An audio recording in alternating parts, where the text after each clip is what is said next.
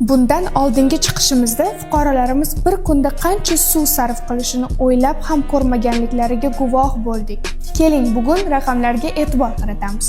Suv ta'minoti aksiyadorlik jamiyati ma'lumotlari bo'yicha birgina tish yuvishdagi suv sarfi agar jo'mragi ochiq tursa, bir kishi uchun 9 litrni tashkil etadi. Agar siz kuniga 2 marotaba tish yuvadigan bo'lsangiz, 18 litr suv isrof bo'ladi. Yiliga hisoblaydigan bo'lsak, bu ko'rsatkich 6,5 tonnani tashkil etadi. Keling, buni talabalar misolida ko'rib chiqamiz. O'zbekiston Respublikasi Statistika agentligi ma'lumotlari bo'yicha ayni damda O'zbekistonda 1,5 millionta talaba oliy ta'lim muassasalarida tahsil olmoqda. Har biri tish yuvish uchun 18 litrdan suv sarflaydigan bo'lsa, bu ko'rsatkich kuniga 27 ming tonna, oyiga 810 ming tonna, yiliga esa 10 million tonna suv isrof bo'ladi degani.